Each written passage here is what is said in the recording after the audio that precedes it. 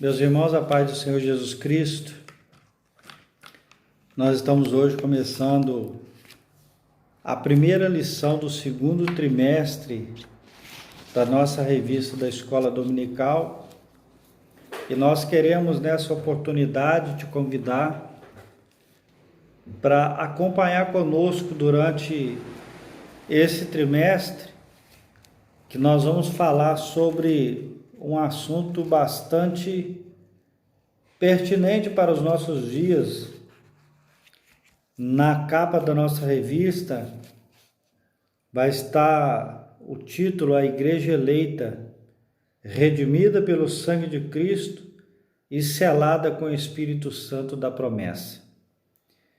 E nós vamos aqui discorrer sobre alguns assuntos, algumas cartas de Paulo.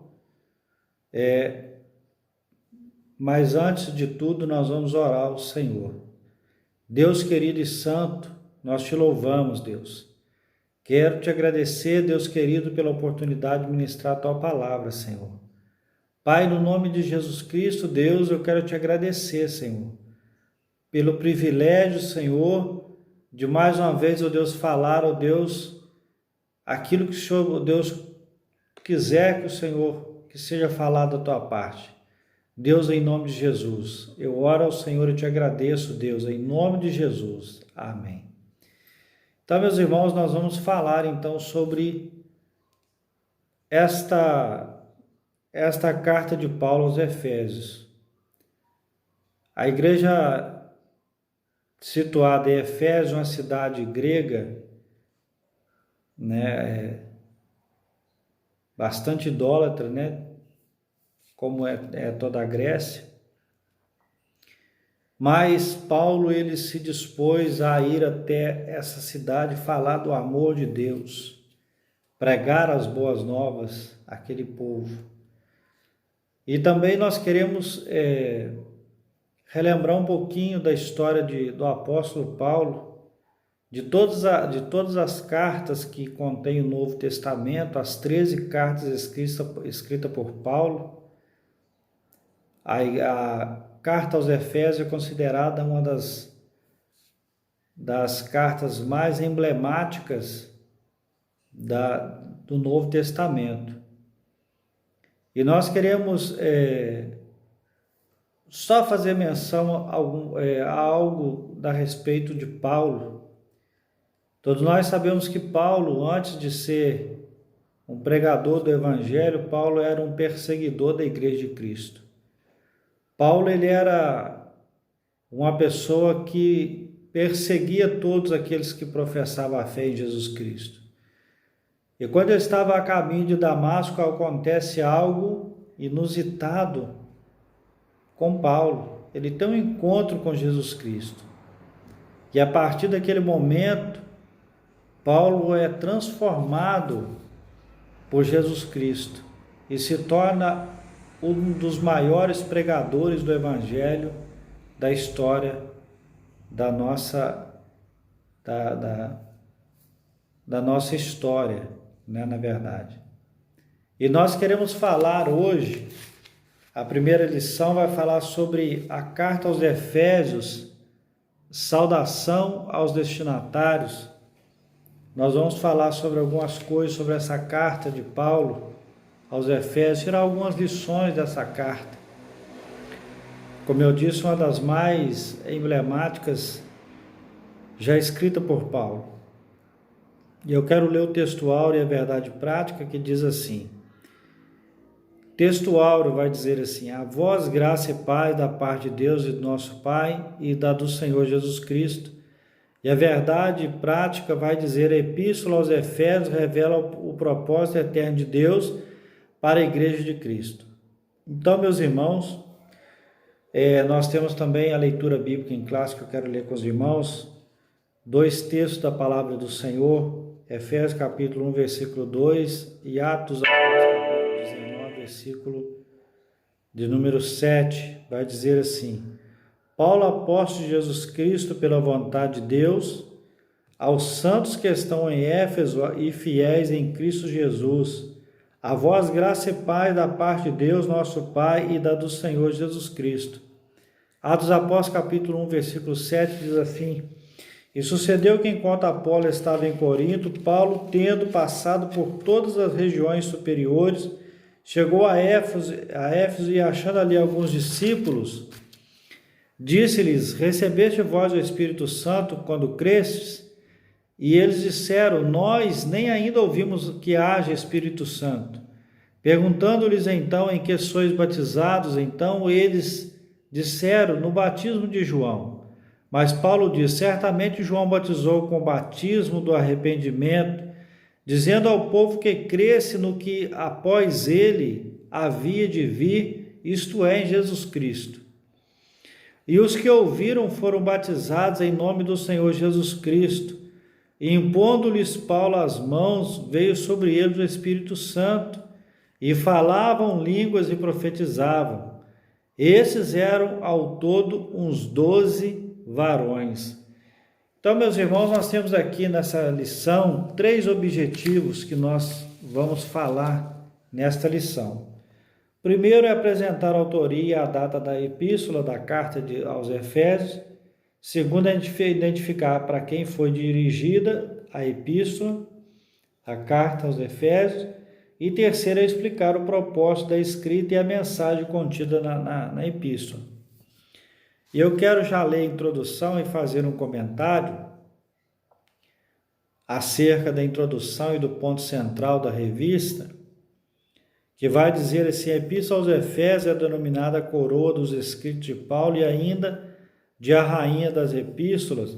Nela o propósito eterno de Deus para a igreja está revelado por meio de Cristo Jesus. Nesta lição estudaremos os aspectos introdutórios e seus principais abordagens doutrinárias da epístola. Durante esse assunto, o conteúdo da epístola deve nos levar à adoração a Deus e ao aperfeiçoamento da nossa vida cristã. E o ponto central fala assim: em Éfeso, Jesus Cristo é a cabeça e a igreja o seu corpo.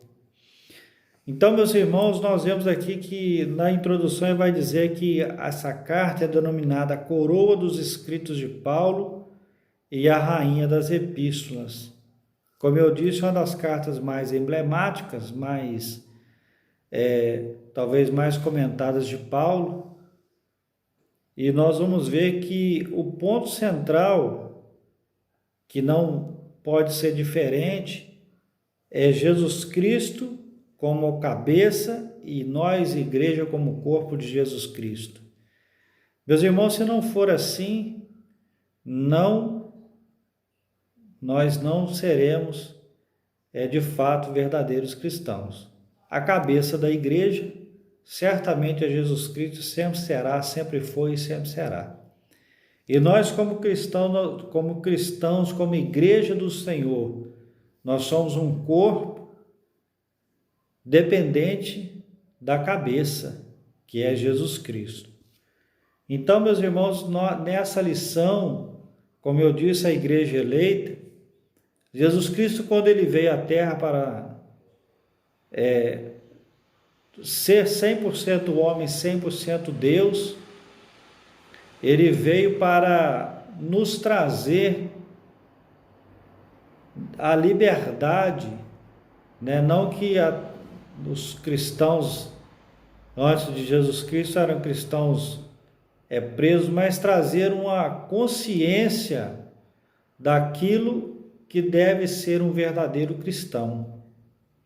Porque até então nós conhecemos e nós sabemos que o povo antes de Jesus Cristo vivia pela lei. E Jesus Cristo veio não para mudar a lei, mas Jesus Cristo veio para nos trazer a graça, uma nova vida debaixo da graça de Jesus Cristo.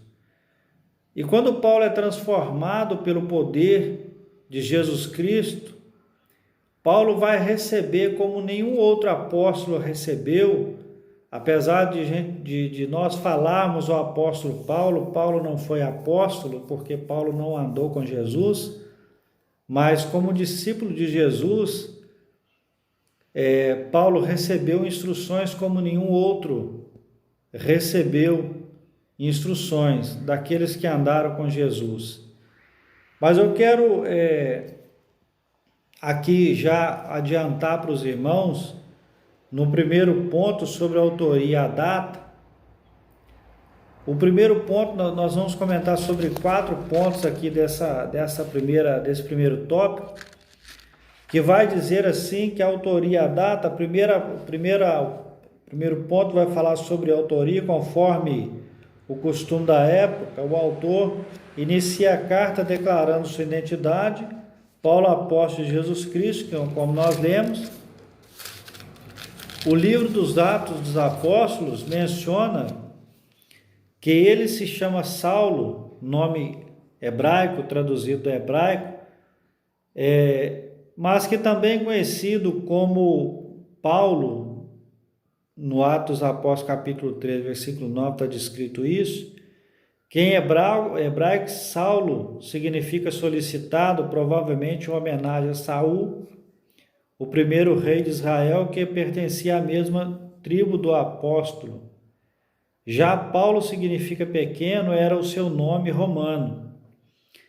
E aí nós vamos ver, meus irmãos, que Paulo, a autoria dessa carta e a data da carta, nós vamos ver daqui a pouco.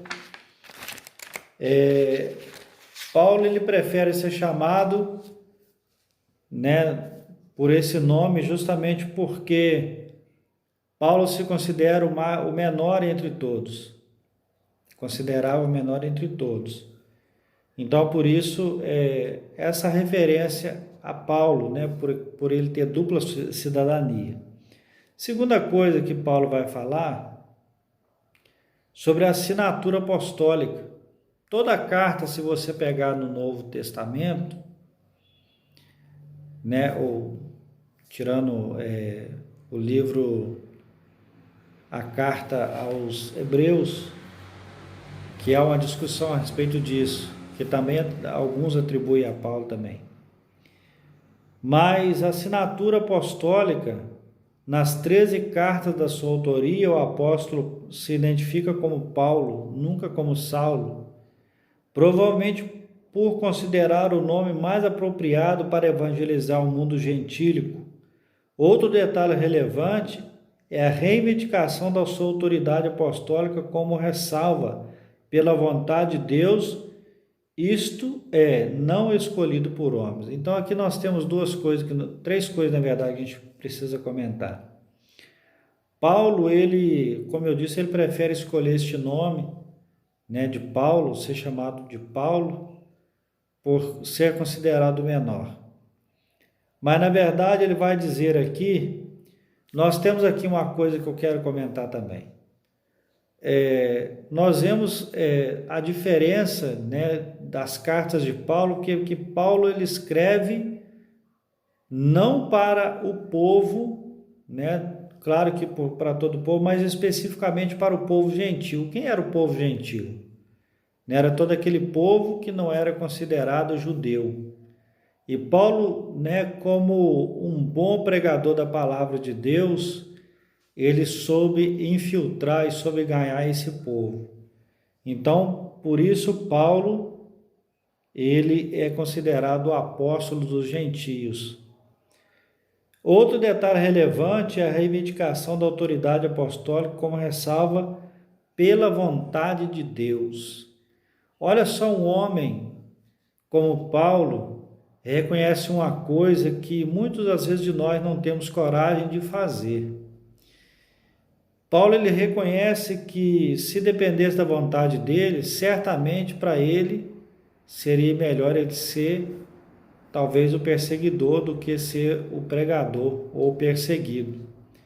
Quando ele vai dizer lá no livro de Efésios, capítulo 1, versículo 1, que nós lemos, ele vai dizer que, o comentarista vai dizer que o detalhe relevante nesta reivindicação da autoridade da carta, ele faz questão de relatar, de falar que é pela vontade de Deus, isto é, não escolhido por homens.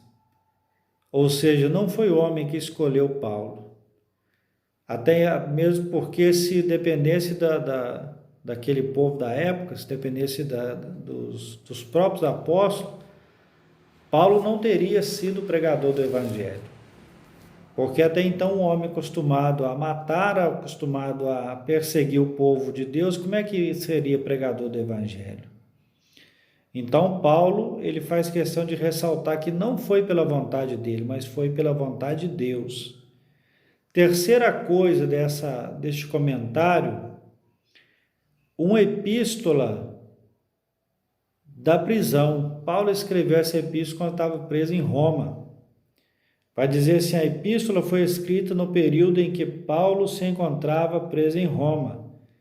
Ele se identifica como o prisioneiro de Cristo, o preso do Senhor e o embaixador em cadeias. Isso indica que era uma carta enviada do cárcere. Por essa razão, ela integra o rol das epístolas da prisão redigidas aos Efésios, aos Filipenses, aos Colossenses e a Filemon.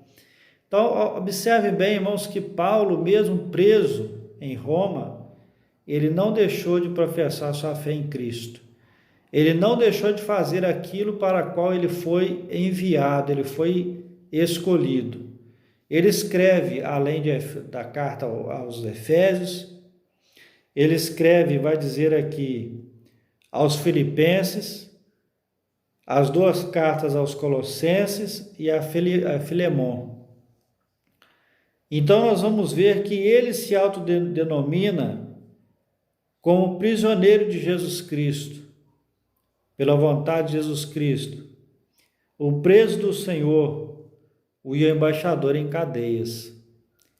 E aí essa conotação nós vamos ver que Paulo ele está dizendo, olha, não importa a situação que eu esteja, porque independente de eu estar aqui preso, eu não vou deixar de falar do amor de Deus. Aconteça o que acontecer, eu estarei aqui falando em nome de Jesus Cristo. A quarta coisa, a data. De acordo com Atos dos Apóstolos, após realizar 3 viagens missionárias e implantar a igreja na região do Mediterrâneo, Paulo esteve em prisão domiciliar por cerca de 2 anos, entre os anos 60 e 62 depois de Cristo, aproximadamente. A partir dessa premissa, a data provável da redação da Epístola aos Efésios ocorreu por volta de 61 e 62 depois de Cristo, tendo Tíquico como seu portador.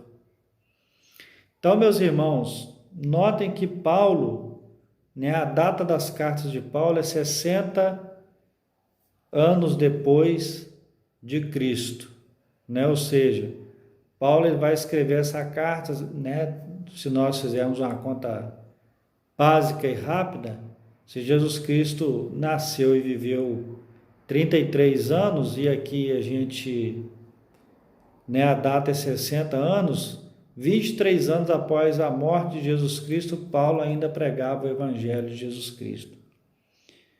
Bom, segunda coisa que nós vamos ver, segunda coisa que nós queremos ver aqui, é que Paulo, ele vai continuar escrevendo aos Efésios. O segundo ponto da revista vai dizer sobre destinatário, os destinatários. Mas não é Efésios, na igreja de Efésios? Vamos entender um pouco aqui. A cidade de Éfeso, fundada por volta de 1050 a.C., tornou-se um centro político, comercial e religioso da Ásia Menor, atual país da Turquia. Era uma cidade litorânea cujo porto desaguava no mar Egeu. Sua rua principal era pavimentada em mármores com colunas trabalhadas em ambos os lados. Era considerada uma metrópole com cerca de 500 mil habitantes. Tinha o maior anfiteatro do mundo, com capacidade para 20 mil espectadores. Próximo dali ficava o estádio com a pista de corridas e a arena onde ocorriam as lutas entre animais selvagens, como também entre homens e animais. Então, irmãos, aqui ele está falando, está descrevendo a cidade de Éfeso, né? Uma cidade, assim como as cidades romanas, uma cidade que tinha, né, hoje no nosso meio, uma cidade de 500 mil habitantes. Nós temos várias cidades com esse porte, né, de 500 mil habitantes, e vai dizer que era uma metrópole que tinha o seu maior anfiteatro do mundo, ou seja, um teatro que era o maior do mundo, com 25 mil espectadores, e ali também a pista de corrida, né? No qual Paulo fala sobre o atleta cristão. Ele faz menção a isso, porque provavelmente observava essas coisas ali. E um estádio com pista de corrida e arena onde ocorriam as lutas entre animais selvagens, como também entre homens e animais, que seriam os gladiadores, aquelas coisas todas que nós, né, temos costume de ver através de filmes, através de documentários, essas coisas todas aí. A segunda coisa vai falar sobre a religião em Éfeso, uma coisa importante que nós vamos aprender aqui. A cidade abrigava o templo de Ártemis, ou Diana, que era a deusa da fertilidade, construída em mármore.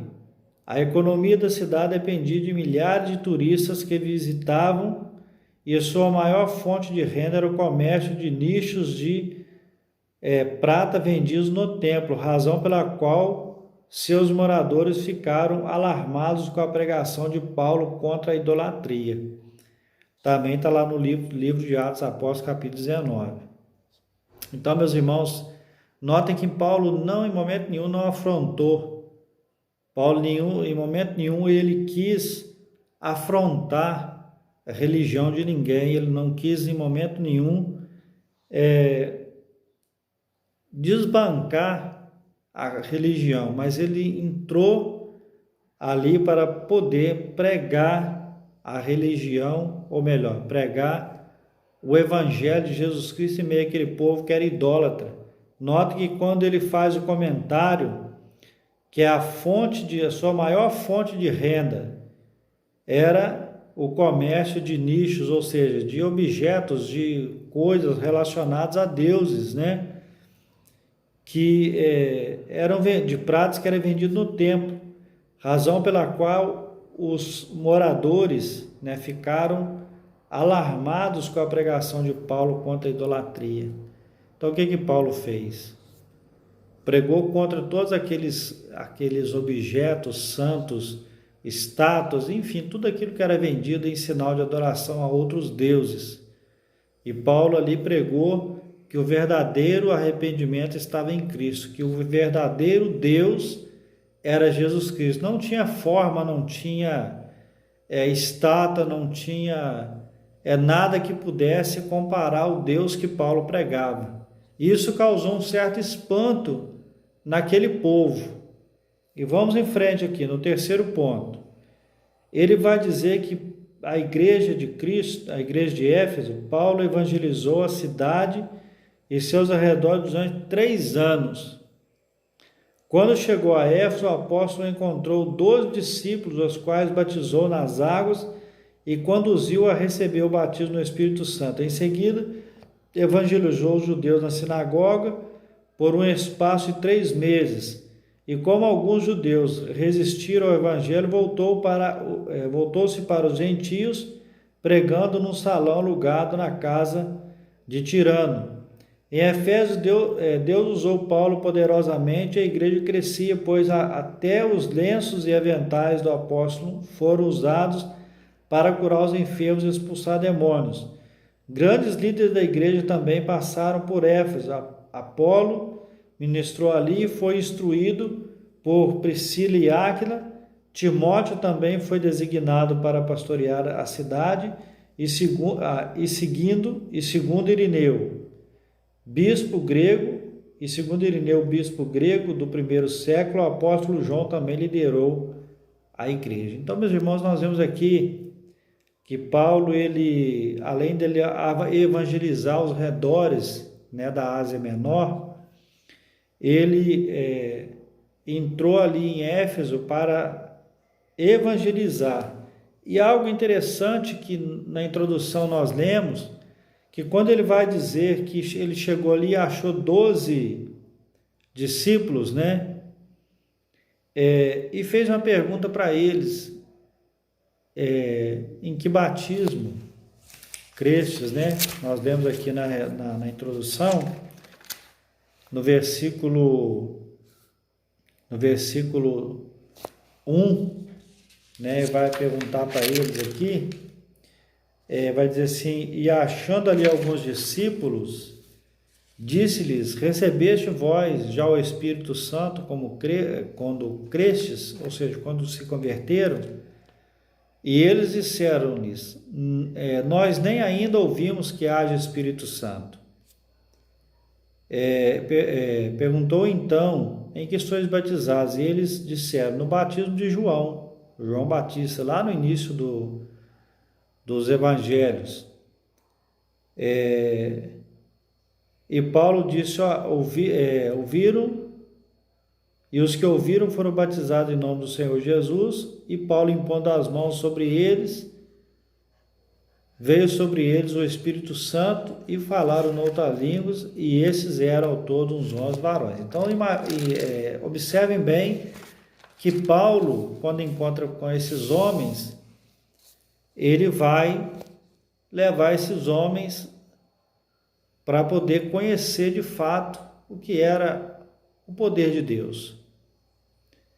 E ali, quando ele diz, né, uma coisa interessante que nós vemos, Paulo, ele impõe a mão sobre aqueles homens, ora, e Deus batiza aqueles homens também com o Espírito Santo. Outra coisa interessante, que não é de nos espantar nos dias de hoje ainda, quando vai dizer aqui que Deus usou Paulo poderosamente, a igreja crescia, pois até os lenços e aventais do apóstolo foram usados para curar os enfermos e expulsar demônios. Irmãos, nós vemos essa prática hoje no nosso meio.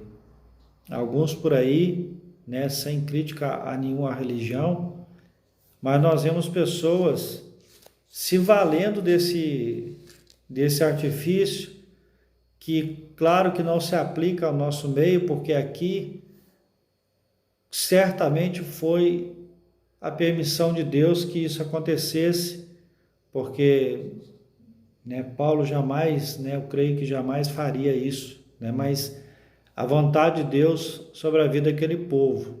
E hoje nós ainda vemos isso, né, pessoas pegando essas coisas e se valendo disso para fazer disso um meio de vida. Não é diferente do que acontecia na igreja de Éfeso.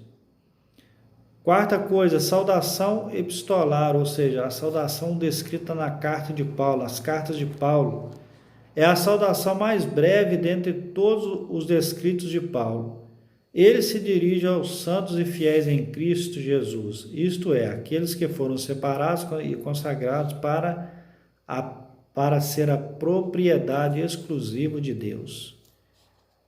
Paulo os cumprimenta com a palavra graça e paz, uma expressão que lembra o favor gratuito e merecido.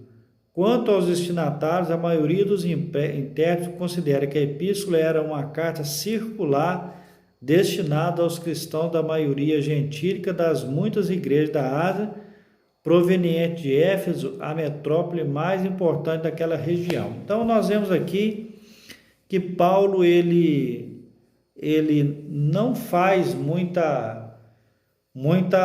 alarde ao se apresentar, ao cumprimentar aquele povo.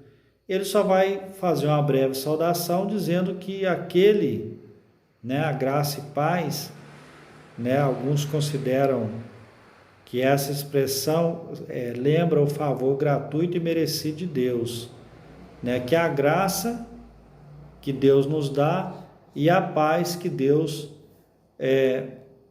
que opera sobre nós, que, como diz a palavra de Deus, a paz que excede todo entendimento. Então, quanto aos destinatários, aí nós vamos ver que esta carta, irmãos, ela Essa carta, ela considerada a epístola circular, destinada aos cristãos da maioria gentílica, como eu disse, né? Paulo tentou pregar para muitos que eram judeus, mas esses não deram crédito a ele, então ele foi pregar para aqueles que queriam ouvir, né? É a nossa obrigação, quer ouvir a palavra de Deus, e não quer ouvir, nós não podemos obrigar ninguém. E é o que Paulo, né, fazia naquela época. E na maioria das pessoas gentílicas de muitas igrejas da Ásia, proveniente de Éfeso, a metrópole mais importante da região. Então essa carta provavelmente ela se espalhou, ela foi reproduzida e se espalhou para o povo daquela região, né, com ensinamentos, com coisas que Paulo provavelmente havia descrito nessa carta. E o terceiro ponto e último ponto que eu considero aqui o que nós podemos comentar mais coisas, né? Porque até então é só a introdução aqui acerca da carta de Paulo. Nas lições seguintes nós vamos estar tratando de outros assuntos que também serão relevantes para a nossa vida cristã.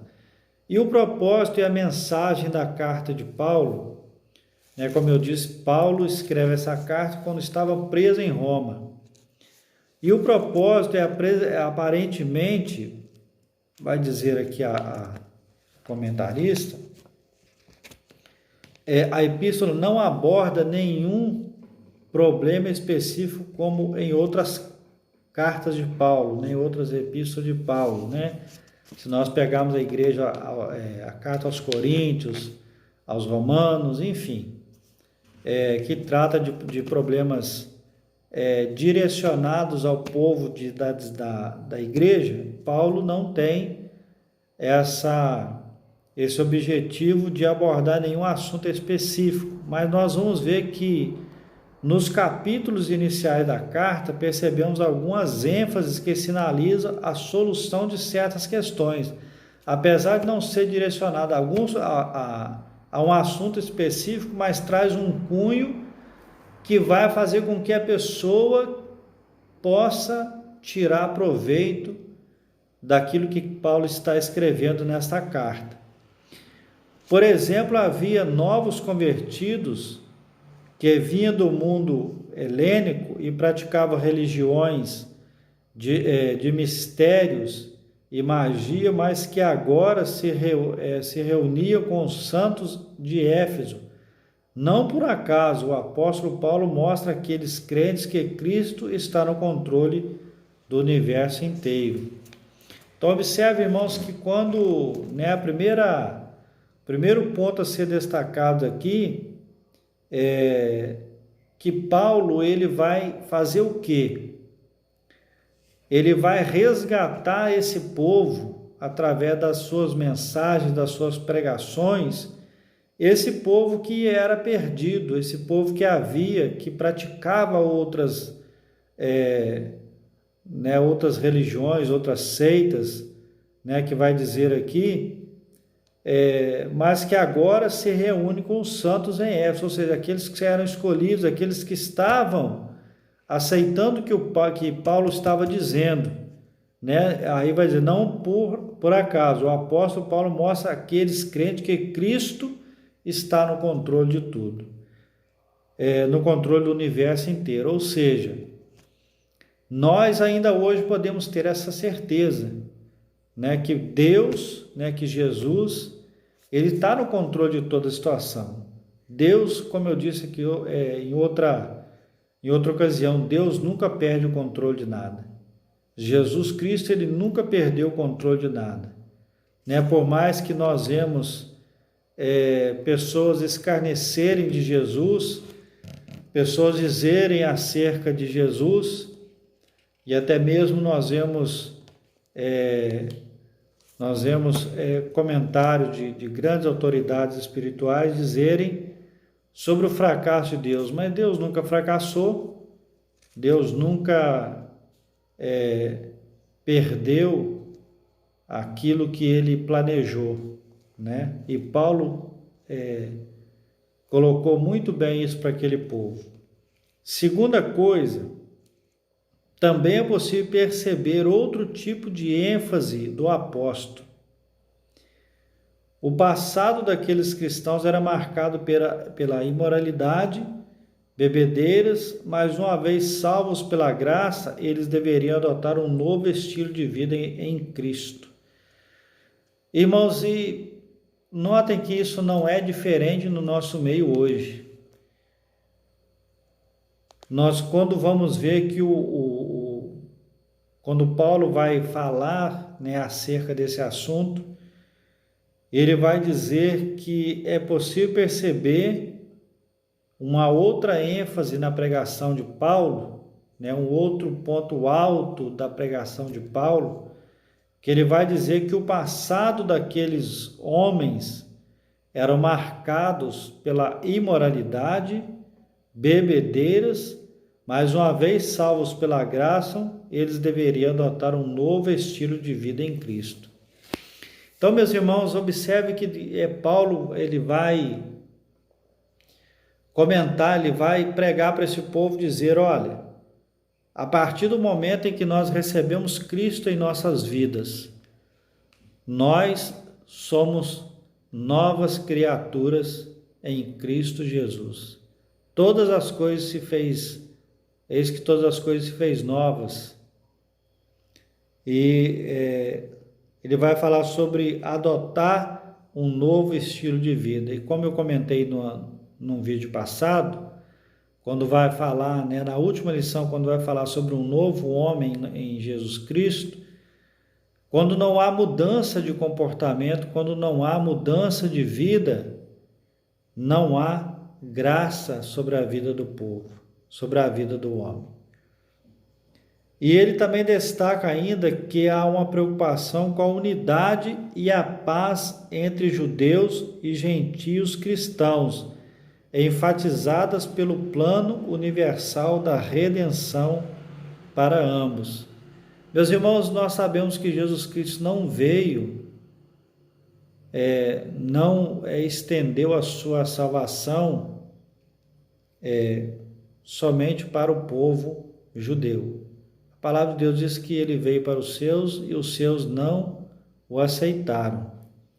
E nós, como povo gentio, né, considerado gentio, nós somos aceitos por Jesus Cristo.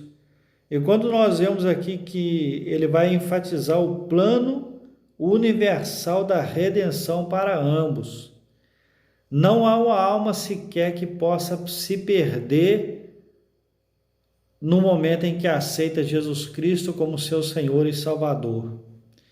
Não há uma alma sequer que seja lançada fora quando busca salvação em Jesus Cristo.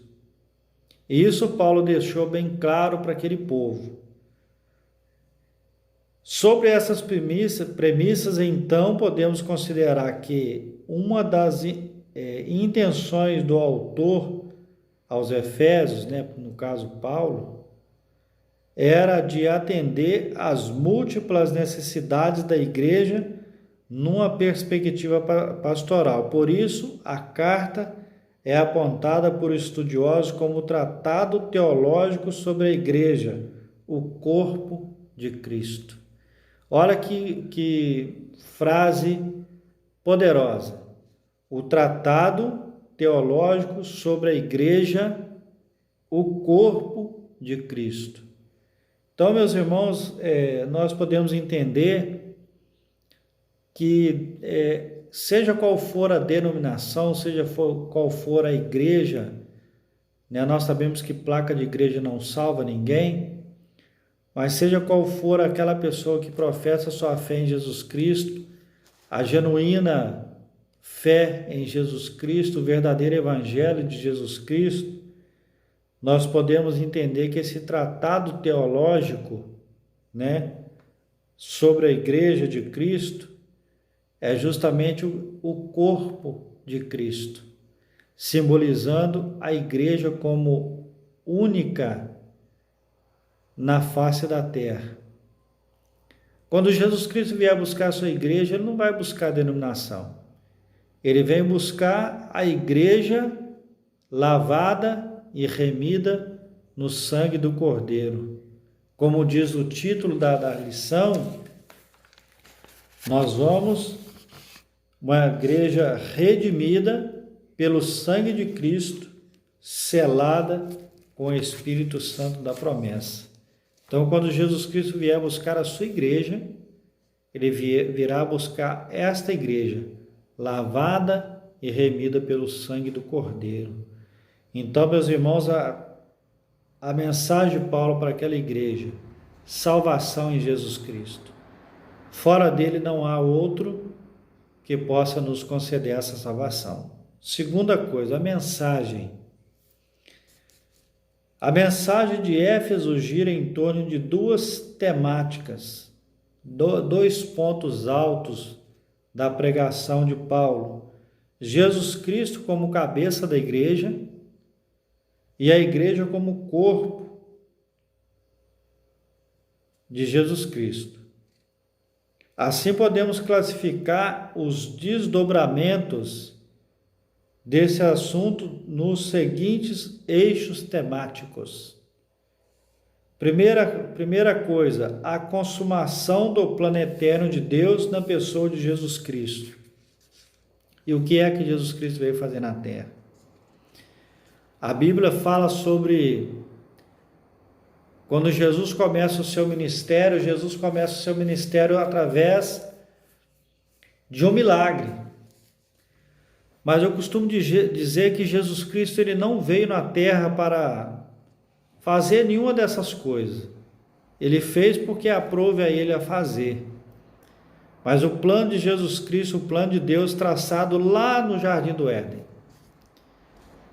era alcançar a salvação do seu povo, daquele povo que clama pelo nome de Jesus Cristo, daquele povo que clama por uma solução, daquele povo que clama por uma mudança de vida. E esse plano, quando vai dizer aqui, esse desdobramento, a consumação do plano eterno de Deus na pessoa de Jesus Cristo. Note que Jesus Cristo, quando ele vem à terra, Evangelho de João, capítulo 1, versículo 1, vai dizer que ele veio, que tudo que foi feito, se não fosse por ele, teria sido feito. Imagina que esse plano de salvação, ele já estava no plano tanto de Deus, quanto de Jesus, quanto do Espírito Santo. E aí nós vamos ver que na pessoa de Jesus Cristo, que se despiu da sua glória, da sua graça, ou melhor dizendo, graça não, da sua glória, ele desce à terra para poder trazer ao povo, ensinar o povo a conduta para chegar ao céu, para que nós possamos alcançar a salvação em Jesus Cristo. Segunda coisa, a atuação do Espírito Santo como o penhor da experiência da salvação. Olha, irmãos, a atuação do Espírito Santo como penhor, né, como o valor de se ter uma experiência com Deus, quando nós deixamos o Espírito Santo trabalhar nas nossas vidas.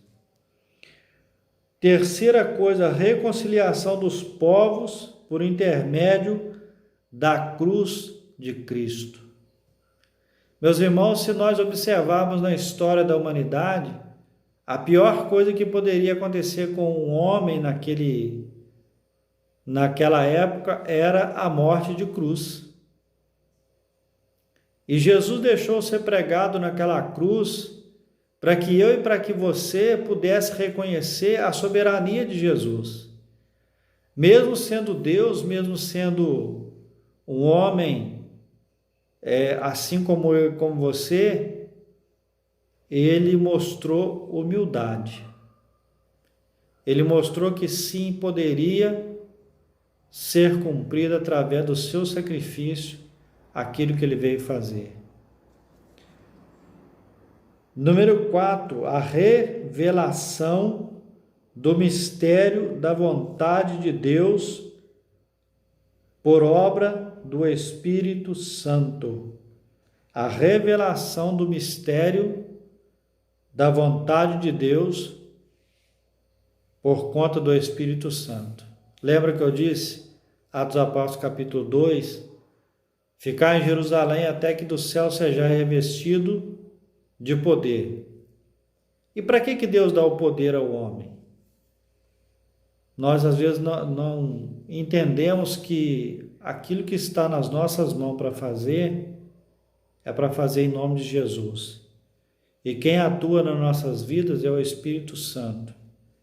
E quando ele vai dizer o mistério da vontade de Deus, nós vamos entender isso quando nós estivermos com Deus lá no céu, nós vamos entender qual é esse propósito, que muitos de nós não sabemos usar. Porque se soubéssemos usar o poder que Deus nos dá, para curar, para libertar, para tirar pessoas do cárcere, para poder livrar pessoas da droga, da prostituição, enfim, dessas coisas todas, nós faríamos o que Deus mandou nós fazermos. 5. Um novo estilo de vida baseado na unidade, na comunhão com o Espírito, na frutificação, na adoração e na intercessão no Espírito Santo. Os novos relacionamentos conjugais e a luta contra o diabo. Portanto, a epístola contém uma combinação de doutrina, fé e prática da vida cristã, ou seja, de tudo o quanto Deus fez e do que se espera que a igreja faça. Meus irmãos, notem uma coisa aqui, que ele vai dizer que um estilo de vida baseado na unidade, na comunhão com o Espírito Santo, na frutificação, na adoração, na intercessão do Espírito Santo, e ele vai pular para o segundo parágrafo, vai dizer que contém uma combinação de doutrina, fé e prática da vida cristã, ou seja, de tudo quanto Deus fez e de tudo quanto Ele espera que a igreja faça. Meus irmãos, eu quero fechar esse tópico aqui com este comentário. Ele vai dizer, baseado na unidade, na comunhão com o Espírito, na frutificação e na intercessão no Espírito. E ele vai dizer que também na combinação de doutrina, fé e prática da vida cristã, ou seja, tudo aquilo quanto Deus fez e de tudo quanto se espera que a igreja faça. Nós estamos aí às vésperas aí, irmãos, nós somos convocados para poder se unir. O que nós vemos, pelo menos no nosso país hoje, é um país dividido, religiosamente falando, que cada religião puxa para si mesmo, e nós vemos que muitas vezes a pregação do Evangelho de Jesus Cristo fica de lado, porque nós não vemos essa comunhão entre os povos, entre aqueles que professam a fé em Jesus Cristo. Observe que quando ele vai dizer que, ou seja, de tudo quanto Deus fez e do que se espera que a igreja faça. Quem é a igreja de Deus? Quem é a igreja do Senhor? A igreja do Senhor, os irmãos, me desculpe, eu não estou fazendo um comentário pejorativo de maneira nenhuma, mas os irmãos imagina que nós, como igreja do Senhor, todos nós, de todas as denominações, presbiteriana, batista, metodista, Assembleia de Deus, Deus é amor, enfim, todas as igrejas que estão aí pregando o Evangelho de Jesus Cristo. Nós somos convocados para poder, neste domingo, fazer um grande clamor pela nossa nação. Fazer um jejum e um grande clamor para essa nação, para a nossa nação. Porque nós somos a base desse povo. Nós somos a base dessa nação. Então imagina que quando ele vai dizer que aquilo que se espera que a igreja faça. E o que é que nós esperamos que a igreja faça? Oremos pelos nossos governantes, oremos pelas nossas autoridades, andemos em comunhão uns com os outros, porque nós não somos um povo separados, né? Separado eu digo dividido. Nós somos um povo que devemos nos unir para pregar o Evangelho de Jesus Cristo. Eu ouvi do meu pastor que enquanto não se pregar a toda criatura, Jesus Cristo não volta. E pode ser isso que está tardando Jesus Cristo vir buscar a sua igreja. Porque se não unirmos em oração, se nós não unirmos, como está dizendo aqui, buscar a face do Senhor unidos, nós não vamos vencer essa guerra. O inferno está saqueando, o inferno está levando, está buscando dentro da minha igreja, dentro da sua igreja. O inferno está entrando dentro das nossas igrejas e buscando aqueles que estão dentro das nossas igrejas. E muitas vezes nós não percebemos, porque nós estamos preocupados com outras coisas que não seja pregar o Evangelho de Jesus Cristo. Então eu quero deixar essa mensagem para você. Hoje, domingo, 9h da manhã, eu clamo a você, para que nós possamos fazer esse clamor. Assim como está a revista aqui que nós acabamos de ler.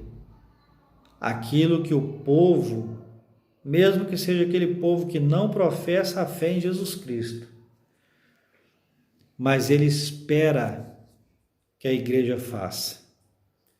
E nós omitimos, porque muitas vezes nós nos acovardamos, porque nós somos a igreja eleita, o povo eleito, comprado por um alto preço, lavado no sangue precioso de Jesus Cristo. Assim como Pedro diz, um povo eleito, escolhido de Deus. E por que nós somos escolhidos de Deus? Se nós somos escolhidos de Deus, nós não fazemos aquilo que Deus quer que nós façamos. Eu quero fechar essa mensagem aqui com você, dizendo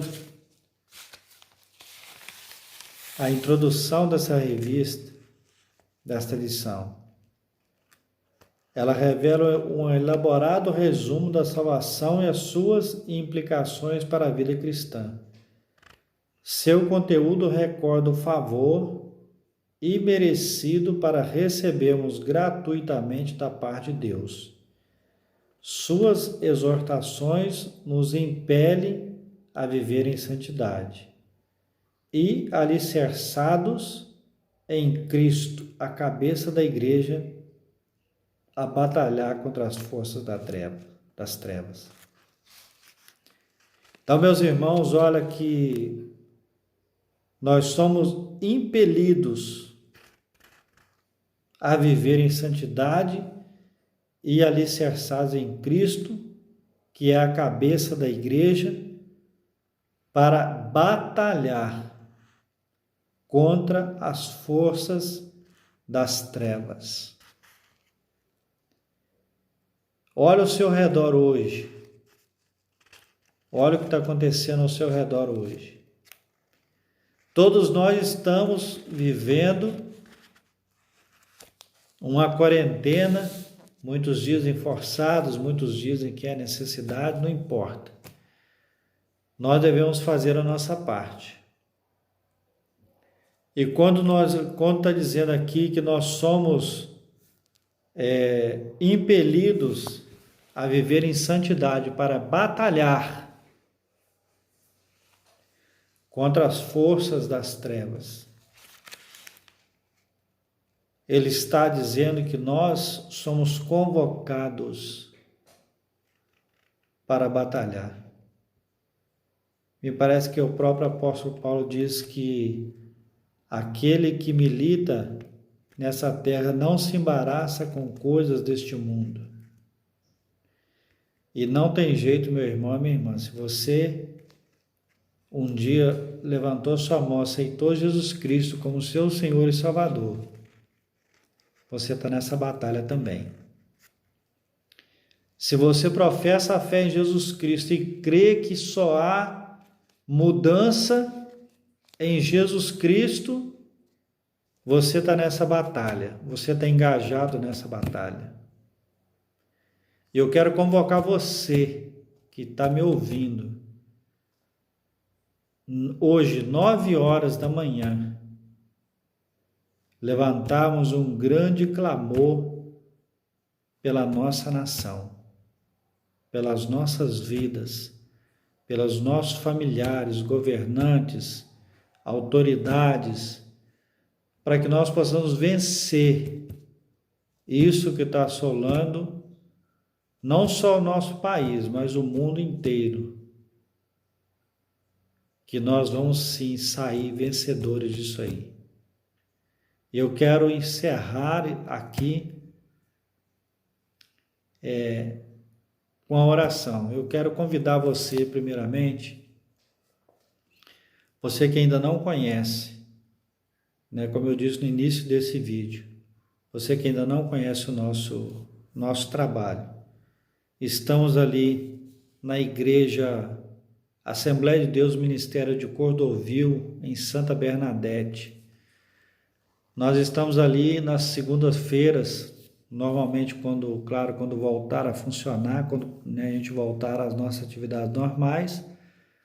Às segundas-feiras nós estamos ali às 19h30 com trabalho de libertação. Nós estamos ali com um trabalho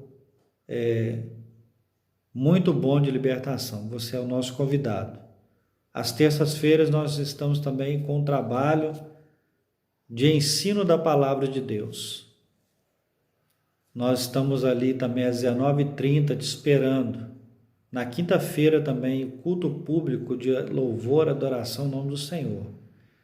Às 9h nós temos a escola bíblica dominical, e aonde você pode levar a sua família, levar seu filho, sua filha, seja ele a idade que for, você pode levar, jovem, para poder estudar a palavra do Senhor. Nós temos a revista apropriada para poder ser estudada. E no domingo à noite também nós temos nosso culto de louvor e adoração ao nome do Senhor, aonde você vai poder levar também toda a sua família para poder estar adorando ao Senhor conosco.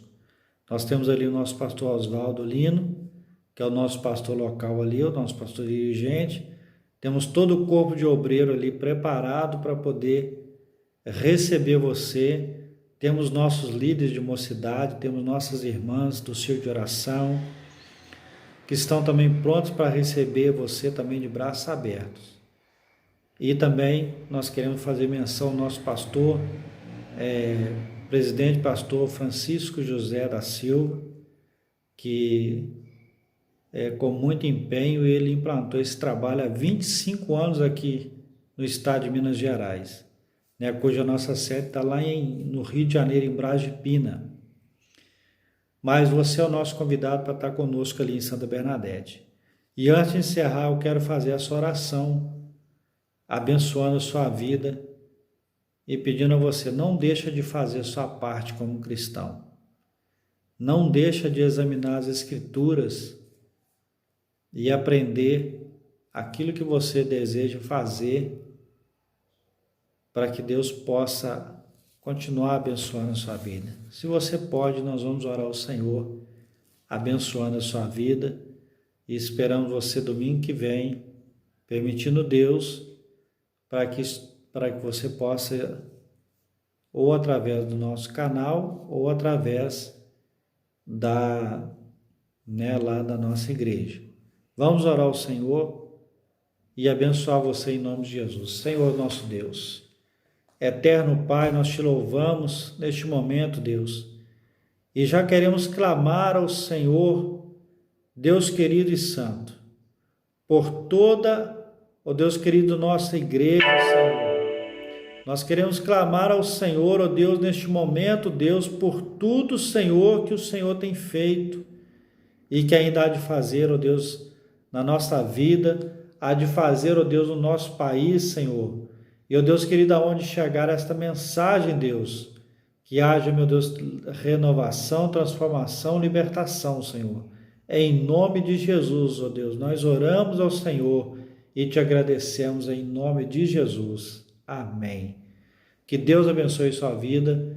Fique com esta palavra aí e nós te aguardamos e você, o nosso convidado. Deus te abençoe em Cristo Jesus.